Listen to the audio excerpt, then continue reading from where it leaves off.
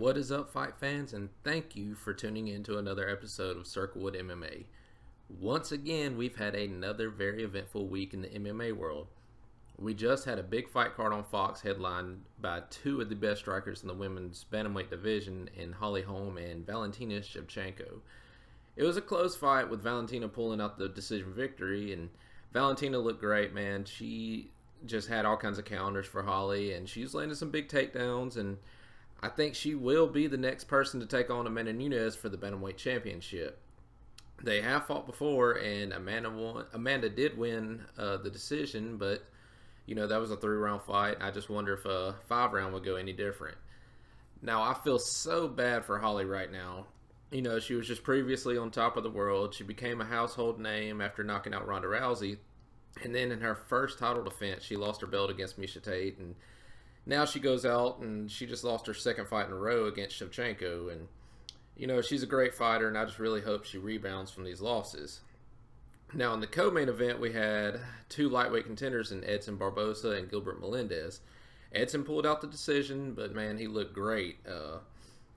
He is the most dynamic striker in the lightweight division, and anyone that stands with him is just asking for trouble.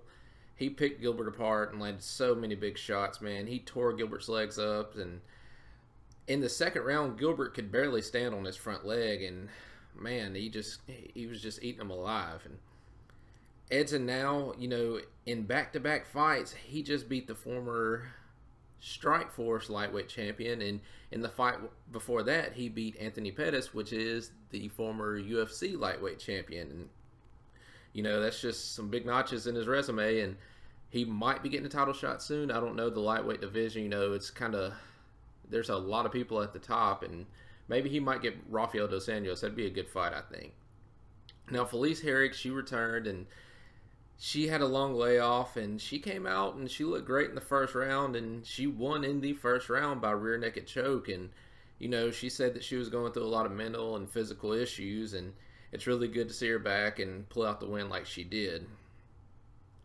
Now I want to talk about Brock Lesnar and him getting busted by the USADA for a banned substance.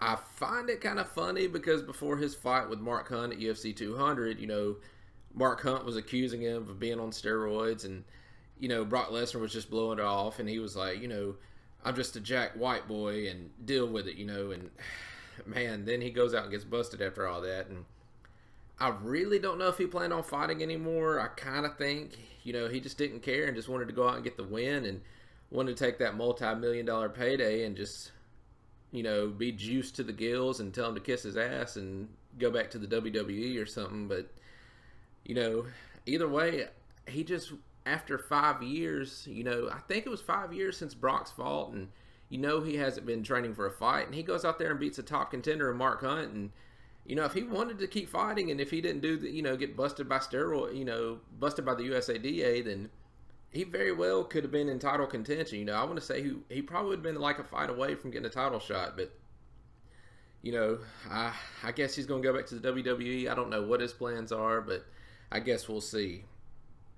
Now, another person that got busted for steroids, he's not a fighter, but he is the brother of John Jones, which just got busted, and Arthur Jones just got busted for steroids. And from what I hear, for you to get busted by steroid, you know, busted for steroids in the NFL, it's just, supposedly it's hard to do. You know, a lot of people's on steroids in the NFL, they say, and not a lot of people get busted. And, you know, the Jones brothers, they have everything going for them, and, you know, they're champions in their respected fields. You know, one of them's got an NFL ring, and John Jones is considered by many the greatest fighter in MMA history. And, you know, I just wish something would happen. You know, these guys are straighten up. I really want to see Jones back in the cage, and I know a lot of other people do too, but, you know, I just really wonder if Arthur Jones was taking the same thing that John Jones was. You know, that just really don't look good for John or Arthur at the time.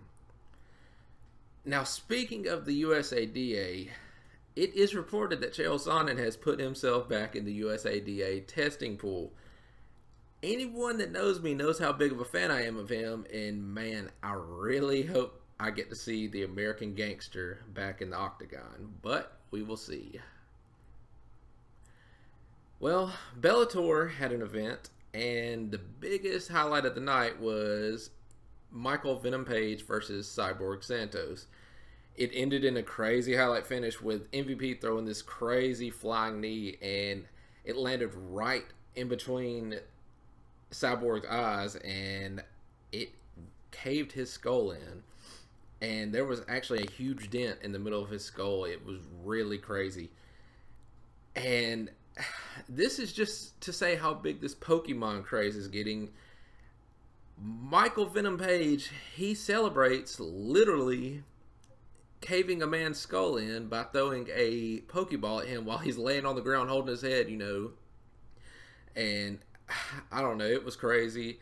But I really hope the best for Cyborg and hope he has a speedy recovery. But anyways, guys, that'll do it for this episode. Thanks for watching. Don't forget to subscribe for future videos. Leave a comment and tell me what you think about this. Thanks, guys.